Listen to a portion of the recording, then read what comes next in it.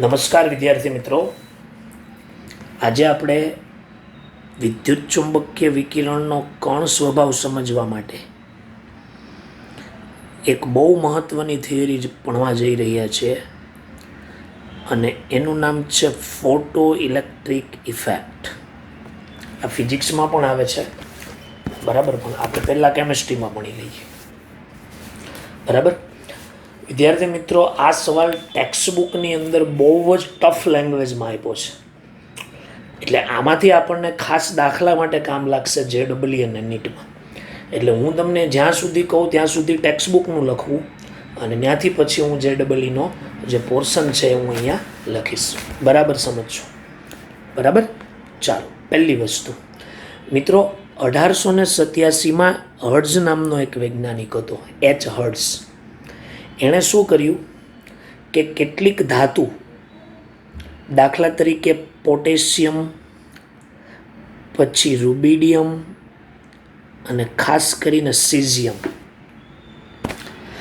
આ ધાતુ જે છે એ ધાતુને પ્રકાશના પુંજની સામે, પુંજ એટલે સમૂહ, પ્રકાશના કિરણ સામે રાખવામાં આવે ત્યારે એમાંથી વિદ્યાર્થી મિત્રો ઇલેક્ટ્રોન બહાર નીકળે છે.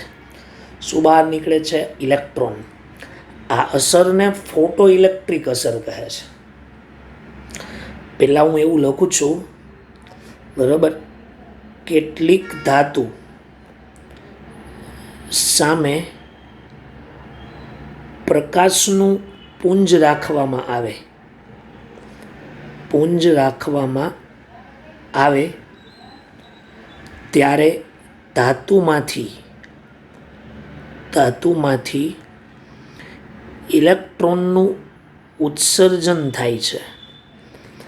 ઇલેક્ટ્રોનનું ઉત્સર્જન થાય છે. આ અસરને ફોટો ઇલેક્ટ્રિક અસર કહે છે. હવે તમે જરાક સમજો જોઈએ કે અહીંયા છે ને આ સસૂચક રાખેલો છે એની સામે. સસૂચક એટલે એ એક પ્રકારનો ડિટેક્ટર કહેવાય. બરાબર. શું છે?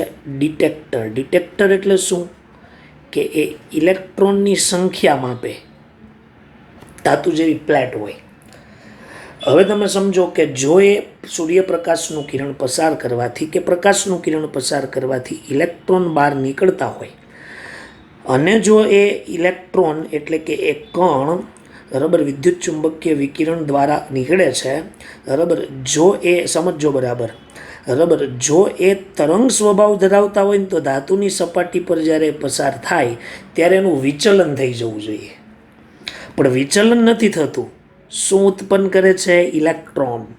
એટલે એનો મતલબ શું થયો કે પ્રકાશનું કિરણ એ તરંગ સ્વભાવ નથી ધરાવતું, કણ સ્વભાવ ધરાવે છે. ક્લિયર? આ એની સાબિતી છે, આ એનો પ્રેક્ટિકલ છે. બરાબર છે.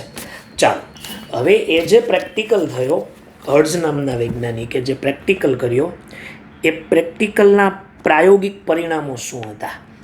શું હતું પહેલું પરિણામ એવું હતું કે ધાતુની સપાટી પર જ્યારે પ્રકાશનું કિરણપુંજ અથડાય છે ત્યારે તરત જ એમાંથી ઇલેક્ટ્રોન બહાર નીકળી જાય છે. બરાબર સમજો? ધાતુની સપાટી પર પ્રકાશનું પુંજ અથડાય છે, પ્રકાશનું પુંજ અથડાય છે, તરત અથડાય છે કે તરત જ તેમાંથી ઇલેક્ટ્રોન ઉત્સર્જિત થાય છે. તેમાંથી ઇલેક્ટ્રોન ઉત્સર્જિત થાય છે. જેવું પ્રકાશનું કિરણ અથડાય ને એટલે તરત જ ઇલેક્ટ્રોન ઉત્સર્જિત થાય છે. એટલે આનો મતલબ શું થાય વિદ્યાર્થી મિત્રો? કે પ્રકાશના પુંજનું અથડાવવું અને ઇલેક્ટ્રોનનું ઉત્સર્જિત થવું, આ બંને વચ્ચે કોઈ સમયગાળો નથી. એવું નથી કે પ્રકાશનું કિરણ પસાર થયું ને 10 મિનિટ પછી કે 20 સેકન્ડ પછી આ બહાર નીકળું, નહીં, કોઈ જ સમયગાળો નથી. આ એનું પહેલું પ્રેક્ટિકલ તારણ છે. સમજો, ધાતુની સપાટી પર પ્રકાશનું પુંજ અથડાય છે, તરત જ તેમાંથી ઇલેક્ટ્રોન ઉત્સર્જિત થાય છે. એનો મતલબ એવો થાય છે વિદ્યાર્થી મિત્રો કે પ્રકાશના પુંજનું અથડાવવું અને ઇલેક્ટ્રોનનું ઉત્સર્જિત થવું આ બંને વચ્ચે કોઈ પ્રકારનો સમયગાળો નથી. ચાલો, એક બીજું પ્રેક્ટિકલ શું જાણવા મળ્યું કે ઉત્સર્જિત ઇલેક્ટ્રોનની જે સંખ્યા છે એ પ્રકાશની તીવ્રતા અને તેજસ્વીતાના સમપ્રમાણમાં હોય છે. તમે જેટલી તીવ્રતાથી પ્રકાશ પસાર કરો છો ને એટલી સંખ્યામાં ઇલેક્ટ્રોન કેવા નીકળે છે બહાર. આ પ્રેક્ટિકલ રીઝન છે, બરાબર. એટલે અહીંયા બીજું લખીએ છે, ઉત્સર્જિત થતા ઇલેક્ટ્રોનની સંખ્યા, ઉત્સર્જિત થતા ઇલેક્ટ્રોનની સંખ્યા પ્રકાશની તીવ્રતા અથવા તેજસ્વીતાના સમપ્રમાણમાં હોય છે.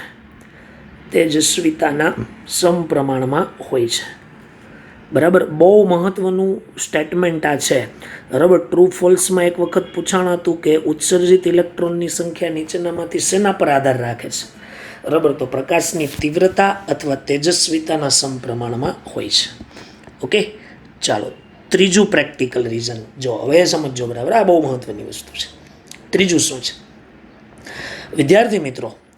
આ જે ધાતુ છે ને, ધાતુ, એ ધાતુ સાથે કોઈ ધાતુ માટે કોઈ ઓછી લાક્ષણિક ન્યૂનતમ આવૃત્તિ હોય છે. ધાતુ પાસે ઓછામાં ઓછી એવી કોઈક આવૃત્તિ હોય છે કે એ આવૃત્તિથી નીચી આવૃત્તિવાળું જો પ્રકાશનું કિરણ પસાર કરો ને તો એ નીચી આવૃત્તિવાળા પ્રકાશના કિરણથી ફોટો ઇલેક્ટ્રિક અસર થતી નથી. સમજો, દરેક ધાતુ પાસે અથવા દરેક ધાતુ માટે કોઈ સૌથી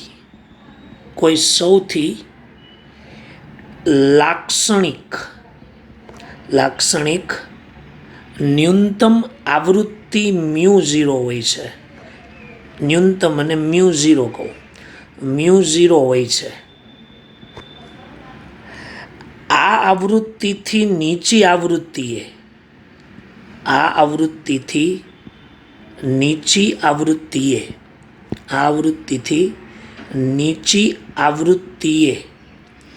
નીચી આવૃત્તિએ ફોટો ઇલેક્ટ્રિક અસર જોવા મળતી નથી.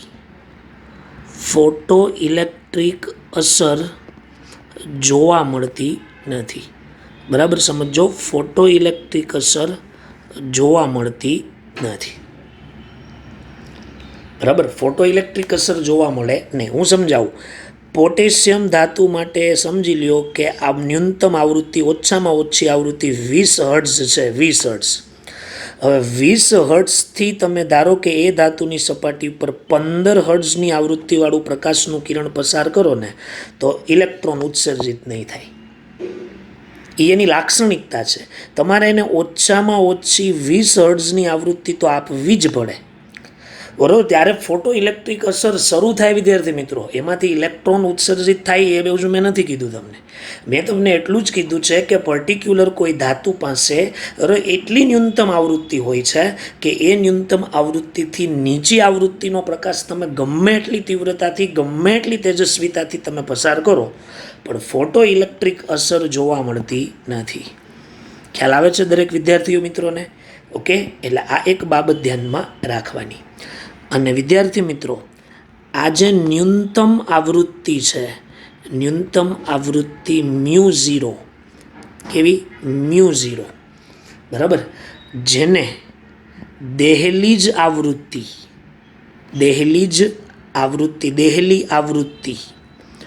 અથવા થ્રેશોલ્ડ આવૃત્તિ કહે છે. થ્રેશોલ્ડ આવૃત્તિ તરીકે ઓળખાય છે. એટલે μ0 એટલે શું? દહેલીજ આવૃત્તિ અથવા થ્રેશોલ્ડ આવૃત્તિ. ક્લિયર? ચાલો, આ ત્રીજો પોઈન્ટ હતો. હજી ત્રીજા પોઈન્ટમાં હજી એક બીજી વસ્તુ કે ધારો કે તમે મ્યુ આવૃત્તિવાળો પ્રકાશનું કિરણ પસાર કરો છો જે μ0 કરતાં વધુ છે, એટલે કે દહેલીજ આવૃત્તિ કરતાં કેવો છે, વધારે છે, બરાબર. ત્યારે પહેલાં તો ફોટો ઇલેક્ટ્રિક અસર જોવા મળે છે. ફોટો ઇલેક્ટ્રિક અસર જોવા મળે છે અને ઉત્સર્જિત ઇલેક્ટ્રોન પાસે થોડીક ગતિ ઉર્જા હોય છે, અમુક ગતિ ઉર્જા હોય છે, બરાબર. એ ઇલેક્ટ્રોન જે બહાર નીકળે છે ને એની પાસે થોડીક કાઇનેટિક એનર્જી હોય, થોડીક ગતિ ઉર્જા હોય છે. ક્લિયર? જો તમને એમ કહેવામાં આવે કે મ્યુ બરાબર μ0 થાય ત્યારે ફોટો ઇલેક્ટ્રિક અસર થાય, આ થાય, પણ ઇલેક્ટ્રોન બહાર ન નીકળે. ધાતુની સપાટી ચળકવા માંડે પણ ઇલેક્ટ્રોન બહાર નીકળે નહીં. મ્યુ ગ્રેટર દેન μ0 થાય ત્યારે ફોટો ઇલેક્ટ્રિક અસર થાય, હા, અને ઇલેક્ટ્રોન પણ બહાર નીકળે. પછી એમ પૂછે કે મ્યુ લેસ દેન μ0 થાય ત્યારે ફોટો ઇલેક્ટ્રિક અસર જોવા મળે, એ તો પોસિબલ જ નથી. આ બાબત તમારી જાણવી ખૂબ જ જરૂરી છે વિદ્યાર્થી મિત્રો, બરાબર. કેમ કે આ વસ્તુ MCQની અંદર ખાસ પૂછાય છે, બરાબર. તો આ 3 પ્રેક્ટિકલ રીઝનો હતા. કેવા રીઝનો હતા? 3 મહત્ત્વના પ્રેક્ટિકલ રીઝનો.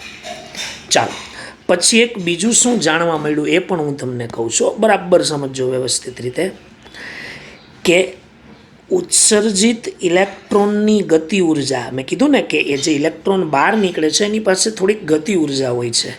એ ઉત્સર્જિત ઇલેક્ટ્રોનની જે ગતિજ ઉર્જા છે, કાઇનેટિક એનર્જી ઉર્જા, એ જે પ્રકાશ તમે વાપર્યો છે એ પ્રકાશની આવૃત્તિના વધારા સાથે વધે છે.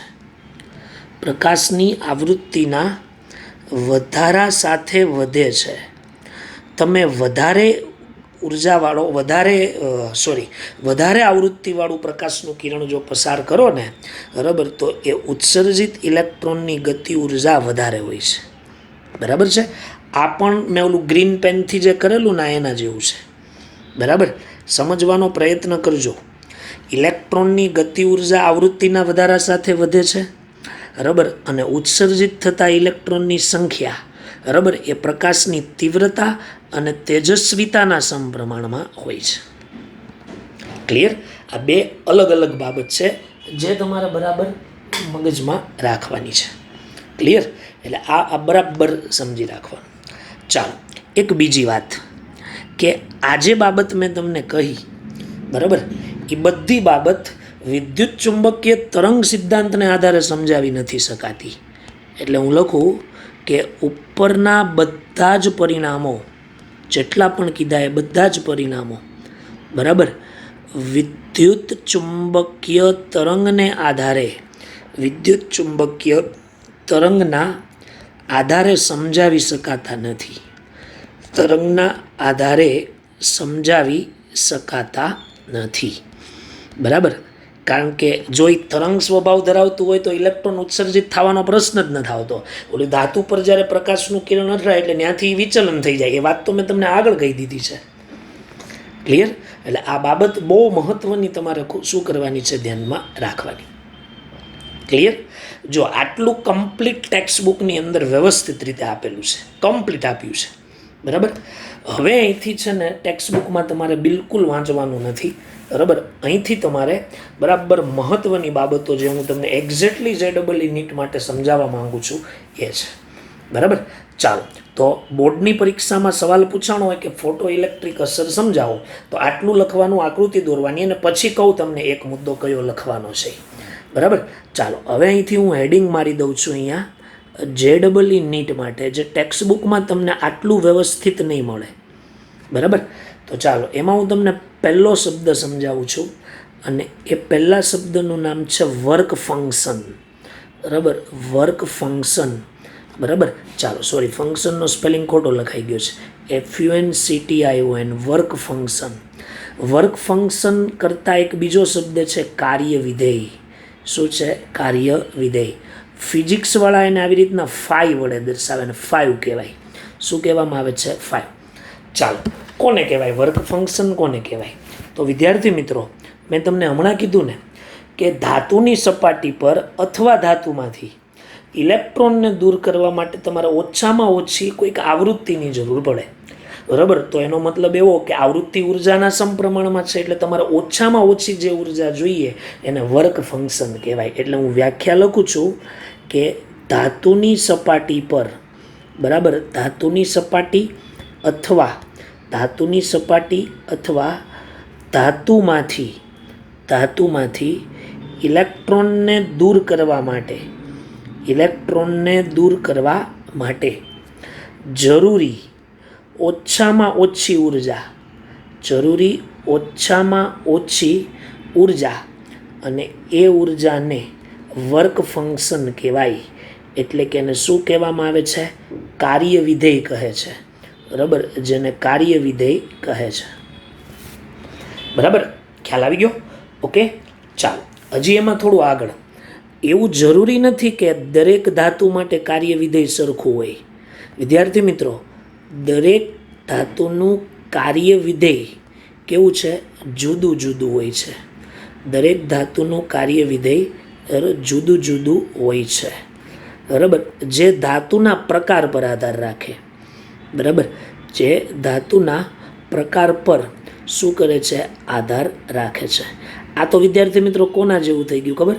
મારી 5 રોટલી ખાવાની કેપેસિટી છે ને તમારી 2 રોટલીની હોય, આ એના જેવું છે, બરાબર. જ્યાં સુધી તમે મને 5 રોટલી ન આપો ત્યાં સુધી મારું શરીર બરાબર કામ ન કરે. ધેટ મીન્સ ફોટો ઇલેક્ટ્રિક અસર દર્શાવે નહીં. આ એના જેવું છે. એટલે દરેક ધાતુનું કાર્ય વિધેય કેવું હોય છે? જુદું હોય.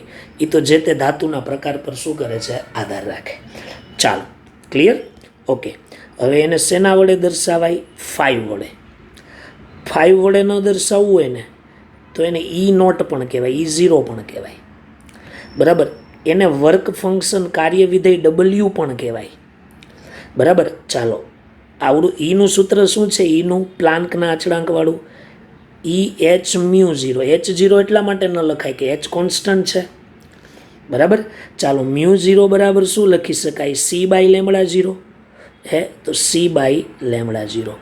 આ વર્ક ફંક્શનનું સૂત્ર છે. ન્યૂનતમ ઉર્જા પૂછી હોય તો તમને વર્ક ફંક્શન રકમમાં પૂછ્યું છે એવું તમને કીધેલું હોય. ક્લિયર?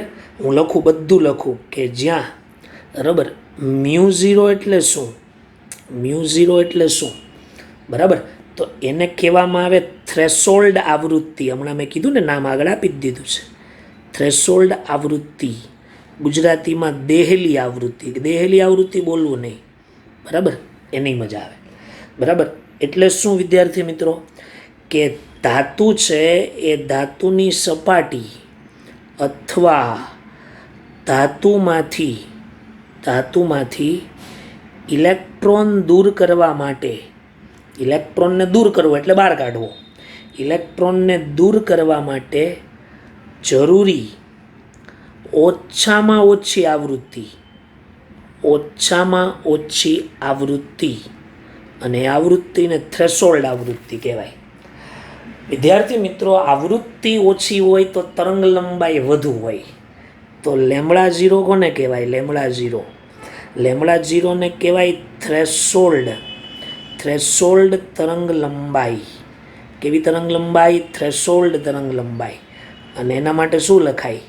ધાતુની સપાટી અથવા ધાતુમાંથી ઇલેક્ટ્રોનને દૂર કરવા માટે જરૂરી વધુમાં વધુ તરંગ લંબાઈ. કારણ કે આવૃત્તિ ઓછી તો તરંગ લંબાઈ વધારે, એને થ્રેશોલ્ડ તરંગ લંબાઈ તરીકે ઓળખવામાં આવે છે. ક્લિયર? ઓકે, તો આ મેં તમને શેની સમજૂતી આપી છે? વર્ક ફંક્શનની. શેની સમજૂતી આપી છે? વર્ક ફંક્શનની. ક્લિયર? ધાતુમાંથી ઇલેક્ટ્રોનને બહાર કાઢવા માટે જે તમારે ઓછામાં ઓછી જે ઉર્જા આપવી પડે એ ઉર્જાને શું કહેવામાં આવે છે? ધાતુનું કાર્ય વિધેય કહેવાય. શું કહેવાય? કાર્ય વિધેય.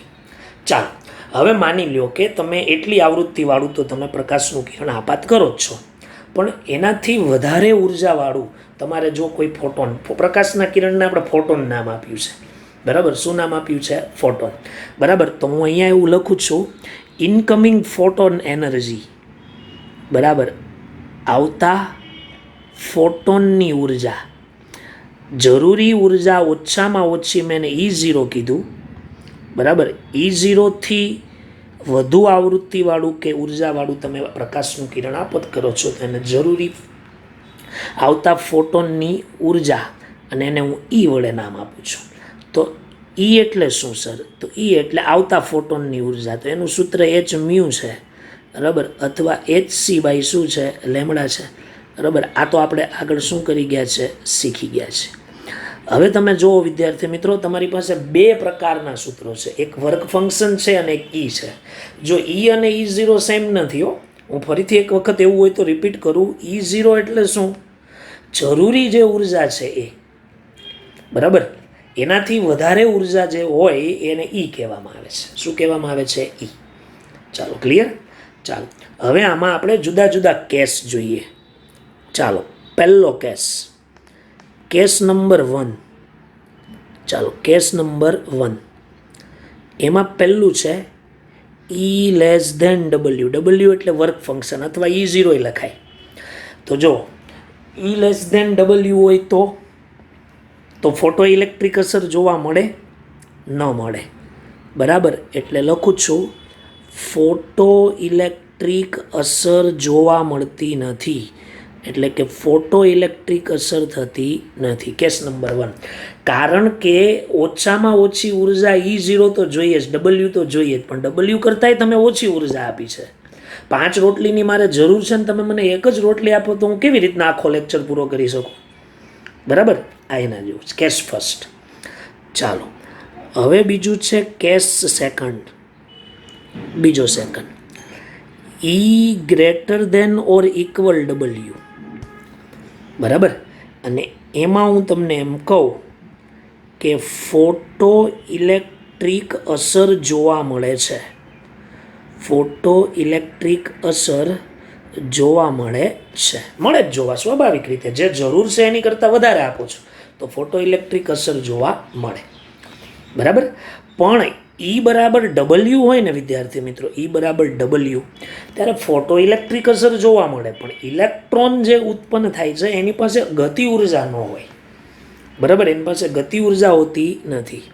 તો હું એમ લખું કે જો E ગ્રેટર ધેન W હોય ત્યારે જે ઇલેક્ટ્રોન પાસે મેં કીધું ને વધારાની અમુક ગતિ ઉર્જા હોય, એ વધારાની ઉર્જા, બરાબર, ઇલેક્ટ્રોનની ગતિ ઉર્જામાં રૂપાંતર પામે છે. ઇલેક્ટ્રોનની ગતિ ઉર્જામાં શું પામે છે? રૂપાંતર પામે છે. કઈ રીતે? ચાલો, એને 50 જૂલની જરૂર છે ને તમે 55 જૂલ આપ્યા, તો જે 5 જૂલ વધારે આપીને એ ઇલેક્ટ્રોનની ગતિ ઉર્જામાં રૂપાંતર પામી જાય. ક્લિયર? સમજ પડી દરેક વિદ્યાર્થીઓને? એટલે અહીંયા મારાથી શું લખાશે કે વધારાની ઉર્જા એટલે કે E અને જરૂરી ઉર્જા એટલે કે W, એ બેનો તફાવત જે આવે એ તફાવત કોના બરાબર હોય? તો કે ઇલેક્ટ્રોનની ગતિ ઉર્જા જેટલો હોય. ઇલેક્ટ્રોનની ગતિ ઉર્જા, મેક્સિમમ, મહત્તમ ગતિ ઉર્જા, કાઇનેટિક એનર્જી, ગતિ ઉર્જા કહેવાય એનો, કાઇનેટિક એનર્જી, બરાબર. અહીંયા W ની જગ્યાએ ટેક્સ્ટ બુકમાં E0 પણ છે. E0 એ લખાય ને, મેં કીધું ને વર્ક ફંક્શન છે. ક્લિયર? ચાલો, હવે શું કરીએ આપણે? બરાબર સમજવાનો પ્રયત્ન કરજો. Eનું સૂત્ર h મ્યુ છે, Wનું સૂત્ર h મ્યુ નોટ છે, is equal to kinetic energy maximum, ઇલેક્ટ્રોનની મહત્તમ ગતિ ઉર્જા. ચાલો, h કોમન કાઢી લઉં તો ઇલેક્ટ્રોનની ગતિ ઉર્જા maximum is equal to h કાઉન્સમાં મ્યુ બાય મ્યુ 0 થાય. આ સૂત્રથી દાખલો ગણવાનો થશે, બરાબર. આ સૂત્રથી દાખલો ગણવાનો થશે. ચાલો, એક આ સૂત્ર. તમને એમ પૂછ્યું હોય થ્રેશોલ્ડ આવૃત્તિ શોધો, તો તમે શું શોધો? મ્યુ કે મ્યુ 0? યસ, મ્યુ 0, બરાબર. ચાલો, હજી એક સૂત્ર છે, તમને ખબર હોય તો મ્યુ બરાબર C બાય લેમડા થાય. મ્યુ 0 બરાબર C બાય લેમડા 0 થાય. તેમાંથી હું C કોમન કાઢી લઉં. ચાલો, C કોમન કાઢી લઉં તો મારું એક સૂત્ર આવું બને ને, kinetic energy maximum is equal two HC કાઉન્સમાં 1/λ -1/λ 0, બરાબર. થ્રેશોલ્ડ તરંગ લંબાઈ પૂછ્યું હોય તો બરાબર તો તમે લેમડા 0 શોધી શકો. બરાબર. તમે એવું કરી શકો μ0 શોધી લો ને પછી એની ઉપરથી μ બરાબર c/લેમડા કરીને μ0 લેમડા 0 શોધી શકાય. ખ્યાલ આવે છે? તો આ બીજું સૂત્ર યાદ રાખવાનું છે. ચાલો, ફિઝિક્સની અંદર આવે છે વિદ્યાર્થી મિત્રો, તમને ખબર છે કે ઇલેક્ટ્રોનની ગતિ ઉર્જાનું સૂત્ર શું? તો કે 1/mv². બરાબર. આ ગતિ ઉર્જાનું સૂત્ર. તો કાઇનેટિક એનર્જી મેક્સિમમની જગ્યાએ હું આવું લખી શકું 1/2mv². બરાબર. તો એ સૂત્ર આવું પણ લખાય, kinetic energy maximum is equal two h(μ-μ0). બરાબર ને? આ રીતે પણ તમે શું કરી શકો? લખી શકો. તમને ઇલેક્ટ્રોનનો વેગ એવો પૂછ્યો હોય તો અહીંથી વીને સૂત્રનો કરતા બનાવવાનો. બરાબર. તો આ 3 સૂત્ર છે. ક્યારે કયું સૂત્ર વાપરવું એ તમારા પર છે. ક્લિયર? સમજ પડી ગઈ? એટલે આ ધ્યાનમાં રાખવાનું. બરાબર. અને અહીંયા ફરીથી એક વખત નોંધ લખી દઉં છું ને નોંધ આગળ પણ મેં લખી હતી. બરાબર. અને પાછી એક વખત અહીંયા લખું છું કે ઇલેક્ટ્રોનની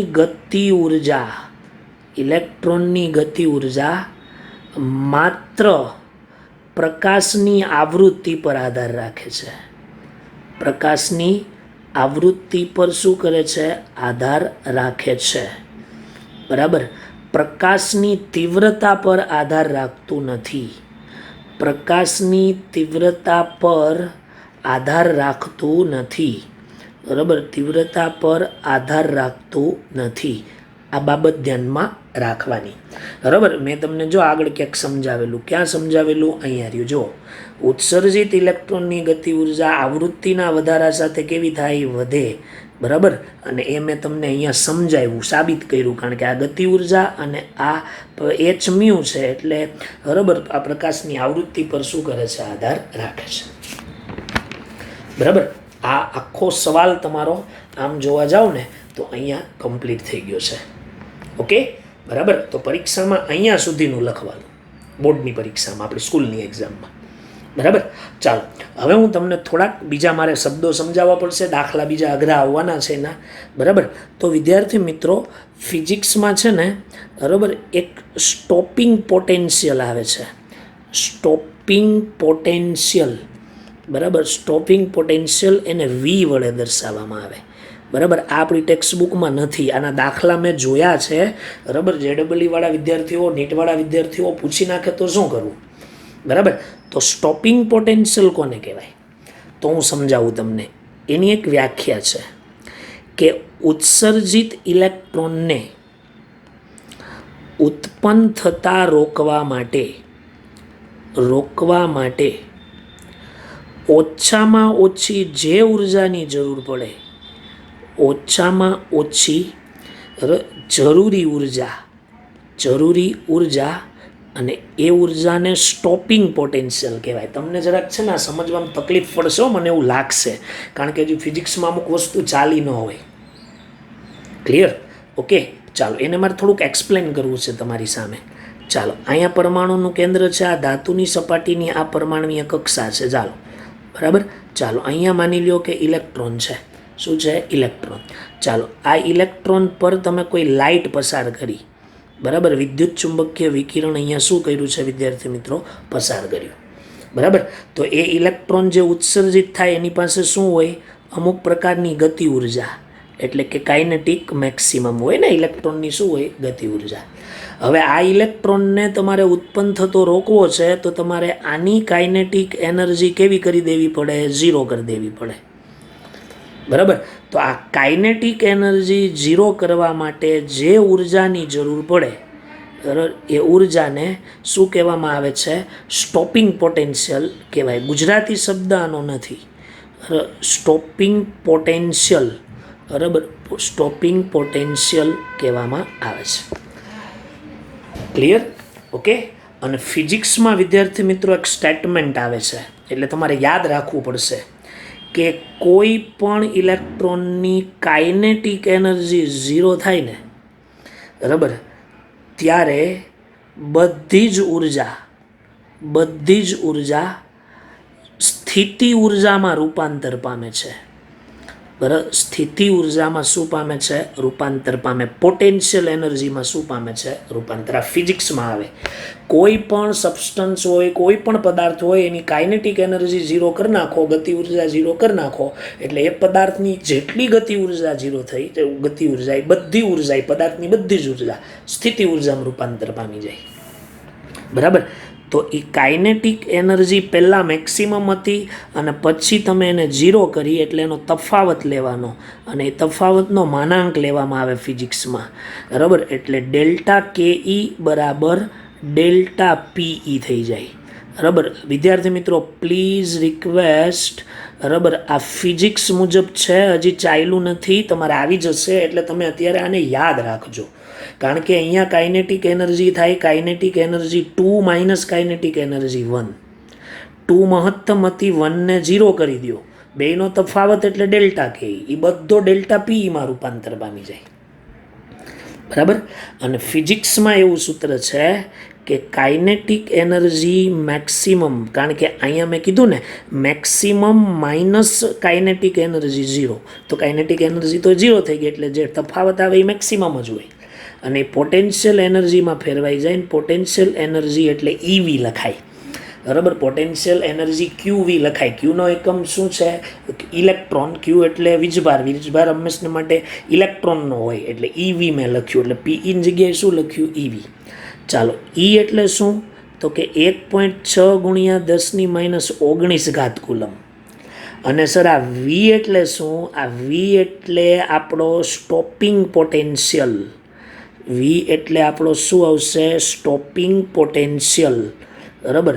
તો તમને ક્યારેક સ્ટોપિંગ પોટેન્શિયલ પૂછ્યું હોય ને, તો તમારે કાઇનેટિક એનર્જી મેક્સિમમ શોધી નાખવાની. Kinetic energy maximum is equal to EV થાય. બરાબર. તો આ ઈને અહીંયા નીચે લઈ લેવાનું, એટલે મેક્સિમમ ભાગ્યા ઈ કરી નાખો, એટલે તમને શું મળી જશે? વી. બરાબર. આ સ્પેશિયલી જેડબલી નીટ માટેનું છે. ક્લિયર? તો પછી વિદ્યાર્થી મિત્રો, આના માટે જો આવું સૂત્ર લખાય કે ન લખાય? 1/2 mv² is equal to kinetic energy maximum is equal to h(μ - μ0). Kinetic energy maximum is equal to eV. શું લખાય? ઈવી. તો એમાં વી શું છે આપણો વિદ્યાર્થી મિત્રો? સ્ટોપિંગ પોટેન્શિયલ છે. આ તો ક્યાંક સ્ટોપિંગ પોટેન્શિયલ પૂછ્યું હોય ને, તો તમારે આવી રીતના કેલ્ક્યુલેશન કરવું પડે. સમજ પડી? તો આ તમારો જેડબલી નીટનો એક મસ્ત ટોપિક થઈ ગયો, પણ મેં મારી જાતે પ્રયત્ન કર્યો છે, કારણ કે અમુક કન્સેપ્ટ ફિઝિક્સના છે. ક્લિયર? ચાલો. બરાબર. હવે એક મસ્ત મજાનો, બરાબર, હું તમને એક કન્સેપ્ટ સમજાવું છું, અને એ કન્સેપ્ટ તમારે સમજવાનો છે. ચાલો, ધારો કે આ ધાતુની સપાટી છે, બહુ જાણવા જેવું છે, ટ્રુ ફોલ્સમાં કામ લાગશે. હવે ધાતુની સરફેસ પર ઇલેક્ટ્રોન છે, અંદર પણ ઇલેક્ટ્રોન છે, અને એની અંદર પણ શું છે? ઇલેક્ટ્રોન. ચાલો, આ તમને મેં 3 પ્રકારના ઇલેક્ટ્રોન સમજાવ્યા. હવે માની લ્યો કે તમે અહીંથી કોઈ પ્રકાશનું કિરણપુંજ આ સરફેસને આપો છો. બરાબર. તો એ સરફેસ ત્યાંથી ઇલેક્ટ્રોન કેવા કરશે? બહાર કાઢશે. તો એ બહાર કાઢેલા જે ઇલેક્ટ્રોન કાઇનેટિક એનર્જી હોય, એ કાઇનેટિક એનર્જી એની મહત્તમ હોય, કાઇનેટિક એનર્જી મેક્સિમમ. ચાલો, આ તમને દરેકને ખબર છે. ઓકે. ચાલો, બીજી બાબત સમજો, બરાબર સમજવાનો પ્રયત્ન કરજો. ધારો કે તમે હજી પ્રકાશનું કિરણપુંજ પસાર કર્યું ને આની સાથે અથડાણું, તો આ ઇલેક્ટ્રોન પણ બહાર નીકળે છે, પણ એ વખતે એની કાઇનેટિક એનર્જી, વિદ્યાર્થી મિત્રો, બરાબર, કાઇનેટિક એનર્જી મેક્સિમમ કરતાં ઓછી હોય. શું કામ? કારણ કે અંદર ઇલેક્ટ્રોન છે, એને સરફેસની ઉપર આવવાનું છે, એટલે થોડીક ઉર્જા વપરાઈ જાય. બરાબર. એટલે કાઇનેટિક એનર્જી છે ને, એ મેક્સિમમ જે મળી હોય ને એની કરતાં કેવી મળે? ઓછી મળે. ક્લિયર? આ એક બાબત. ત્રીજું, આવું પોસિબલ છે વિદ્યાર્થી મિત્રો, કે ધારો કે પ્રકાશનું કિરણ અહીંયા પસાર થયું અને એ ઇલેક્ટ્રોન વિદ્યાર્થી મિત્રો બહાર નીકળે પણ નહીં. આવું પોસિબલ થાય હો. બરાબર. ઇલેક્ટ્રોન બહાર નીકળતા જ નથી, એટલે 3 સંભાવના છે. બરાબર. બહાર નીકળતા જ નથી. સરફેસ પર હશે એ ઝડપથી નીકળી જશે ને, એની પાસે મેક્સિમમ ગતિ ઉર્જા હશે. સરફેસની બહુ અંદર હશે ને, એ કદાચ બહાર નીકળે પણ નહીં. બરાબર. એટલે ઈ ગ્રેટર ધેન ડબલ્યુ હોય ત્યારે 3 પોસિબિલિટી છે. બરાબર. ફોટો ઇલેક્ટ્રિક અસર તો થાય, બરાબર, એમાં ઇલેક્ટ્રોન બહાર નીકળી પણ શકે અને ન પણ નીકળે. બહુ અંદર હોય ધાતુની સપાટીની અંદર તો એ બહાર નીકળે પણ નહીં. બરાબર. એટલે તમને એમ પૂછે કે ઈ ગ્રેટર ધેન ડબલ્યુ હોય, બરાબર, તો નીચેનામાંથી કઈ 3 સંભાવના સાચી? તો એવું લખ્યું હોય કે ઉત્સર્જિત ઇલેક્ટ્રોનની ગતિ ઉર્જા મહત્તમ હોય, અથવા ઉત્સર્જિત ઇલેક્ટ્રોનની ગતિ ઉર્જા મહત્તમ ગતિ ઉર્જા કરતાં ઓછી પણ હોય, અને ઇલેક્ટ્રોન બહાર પણ ન નીકળતા હોય. તો તમે શું કરો ખબર?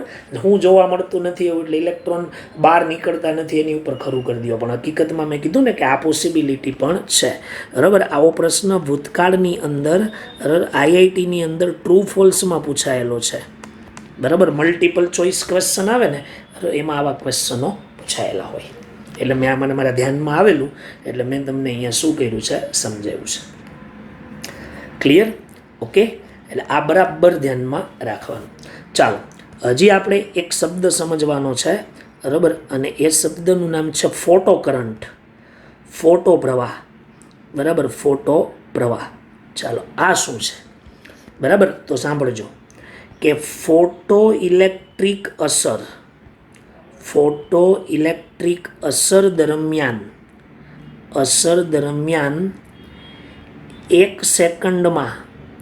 1 સેકન્ડમાં પસાર થતા વિદ્યુત ભારને અથવા વિદ્યુત ભારને ફોટો પ્રવાહ કહે છે. એટલે આઈ કહે છે. શું કહે છે? ફોટો પ્રવાહ આઈ. તો એનું સૂત્ર શું થાય?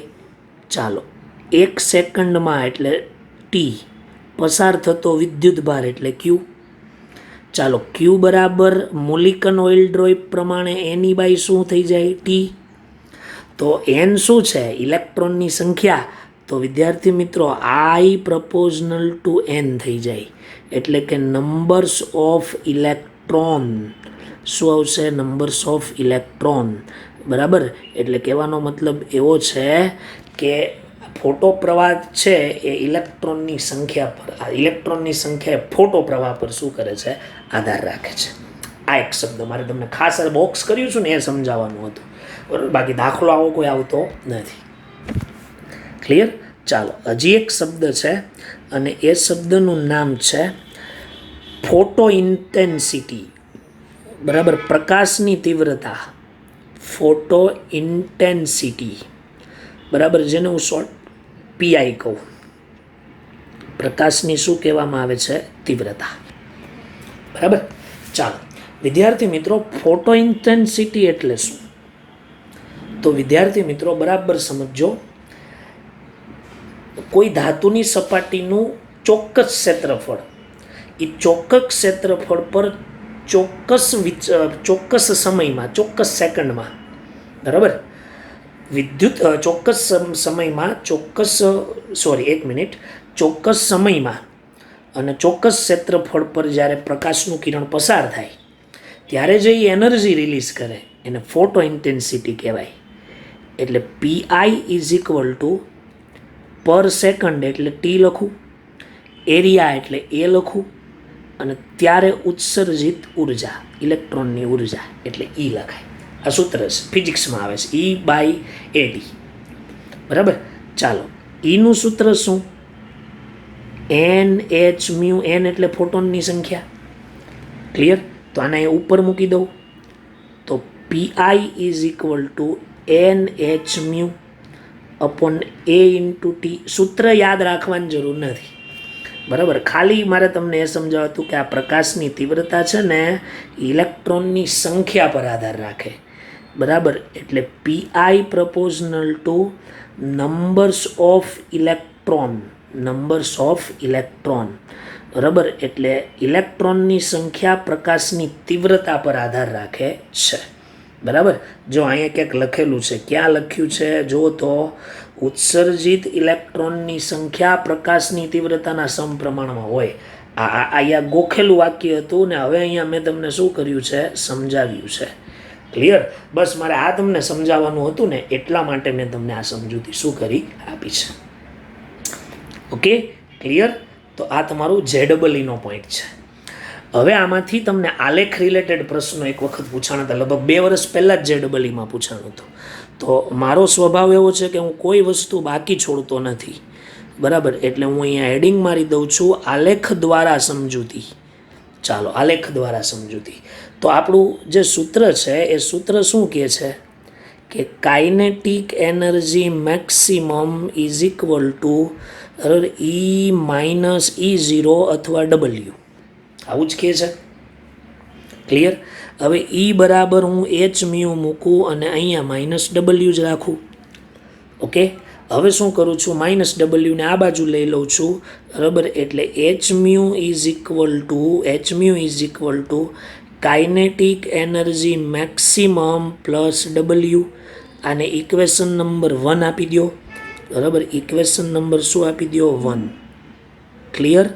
ચાલો, આલેખ દોરવા માટે સૂત્ર કાંઈ તમારે કાંઈ યાદ રાખવાની જરૂર નથી, એકવાર આ ધ્યાન રાખી દેવા. ચાલો, હવે હું શું કરું, સમીકરણ નંબર 1 ને બંને બાજુ h વડે ભાગું. ચાલો, તો અહીંયા ભાગ્યા h કરી દો, બરાબર. તો h mu by h is equal to kinetic energy maximum by h, હવે મેક્સિમમ નથી લખતો, પ્લસ W બાય h, બરાબર. તો ઇક્વેશન શું આવ્યું? મ્યુ બરાબર કાઇનેટિક એનર્જી ગુણ્યા 1/h લખી શકાય, અને પ્લસ W બાય શું લખાય? h. અને આને ઇક્વેશન નંબર 2 આપું. અને તમને જીગરસર કદાચ આ ચલાવ્યું હશે આલેખ દ્વારા કે સમીકરણ નંબર 2 ને y is equal two mx plus c સાથે સરખાવતા, mx પ્લસ c સાથે શું કરતા? સરખાવતા. mx પ્લસ c એટલે સીધી રેખાનું ઇક્વેશન મેથ્સમાં આવશે. ફિઝિક્સવાળા વિદ્યાર્થીઓને પણ આ જરૂર પડશે, બધાને જરૂર પડશે, બરાબર. તો ચાલો, આ ઇક્વેશનને હું શું કરું, y અક્ષ, અહીંયા y છે તો અહીંયા શું છે? મ્યુ. ઓકે, y છે તો ત્યાં શું છે? મ્યુ. ચાલો, x અક્ષ પર શું લઈ લઉં? 1/h લઈ લઉં. x અક્ષ પર એક કામ કરીએ છીએ, કાઇનેટિક એનર્જી લઈ લઈએ આ x અક્ષ પર, બરાબર. અને c બરાબર W બાય શું થઈ ગયું? h. બે ઇક્વેશનને આપણે સરખાવી દઈએ. તો વિદ્યાર્થી મિત્રો, તમને ફિઝિક્સમાં સરે સમજાવવું જશે કે એ આલેખ કંઈક આ ટાઈપનો આવે. અહીંયા શું લખવાનું? કાઇનેટિક એનર્જી x અક્ષ પર, બરાબર. y અક્ષ પર શું લખીશું? મ્યુ, બરાબર. તો આલેખ આવો આવે. આ કેમ આવે એ ફિઝિક્સમાં તમને સમજાવ્યું હશે કે કોઈ ચલ 0 હોય કે ન હોય એવું કંઈક આવે છે. ક્લિયર? આ તો ખાલી એક લાઈન દોરી છે ત્યાં. એમાં આ જે ભાગ છે, આટલો ભાગ, એ ભાગને શું કહેવામાં આવે છે? આંતરછેદ. અને આંતરછેદ ઇઝ ઇક્વલ ટુ સી ને આંતરછેદ કહેવાય. સી ને શું કહેવાય? આંતરછેદ. અને સી એટલે અહીંયા આપણા સમીકરણમાં શું છે? W by h. ક્લિયર? પછી ઢાળ એટલે આ ઇક્વેશનમાં m ને ઢાળ કહેવાય. x અક્ષ પર આપણે કાઇનેટિક એનર્જી લીધી છે તો બાકી બચ્યું 1/h, એટલે ઢાળ બરાબર 1/h. ફિઝિક્સમાં તમને શીખવાડ્યું હશે tan θ લઈ લેવાનું. અહીંયા આ એનો એંગલ આવે. શું આવે? એંગલ. tan θ બરાબર ઢાળ બરાબર 1/h. Clear?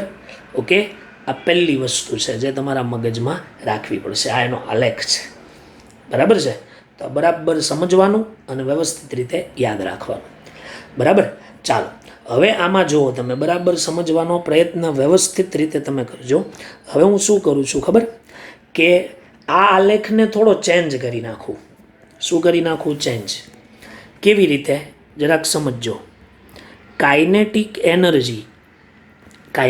Energy is equal to h mu minus W. આવું આપણી પાસે એક ઇક્વેશન હતું.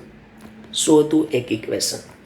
હવે આનો આલેખ દોરવો છે તો આ ઇક્વેશનને હું જો આમ પણ લખી શકું, kinetic energy is equal to h mu plus minus W. આમે લખાય ને, બરાબર. અને આને સમીકરણ નંબર 4 આપીએ. ચાલો, અને આને y is equal two mx plus c સાથે હું સરખાવું તો y અક્ષ પર k લઈ લઉં, બરાબર.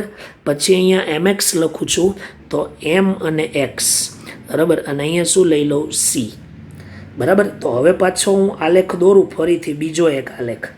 તો એ બીજો એક આલેખ કંઈક આ રીતનો આવશે હો.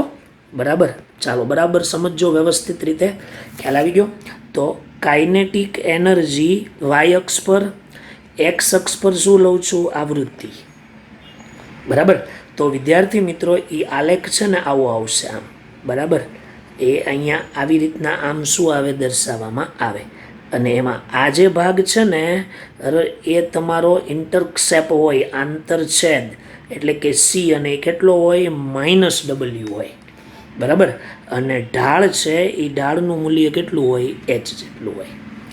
આ છે ને ગતિ ઉર્જા વિરુદ્ધ આવૃત્તિનો આલેખ હતો, અને ઓલો આલેખ કયો હતો? આવૃત્તિ વિરુદ્ધ ગતિ ઉર્જા. બરાબર, જો આલેખા કેવી રીતના આમ દોરાય છે એ તમને સચોટ સમજૂતી જે પણ સર ફિઝિક્સમાં આલેખ સમજાવતા હશે, હવે સુરેખ પથમાં આલેખ જે આવે છે એમાં તમને સમજાઈ જશે. બરાબર છે, ખ્યાલ આવી ગયો. તો આ તમારો આખો JEE નીટ સાથેનો શું થઈ ગયો છે? પોર્શન. બરાબર, તમને આલેખ ઓળખતા આવડવો જોઈએ. આ તમને મેં બરાબર સચોટ રીતે શું કર્યું છે? સમજાવ્યું છે. ક્લિયર? ઓકે, બરાબર છે.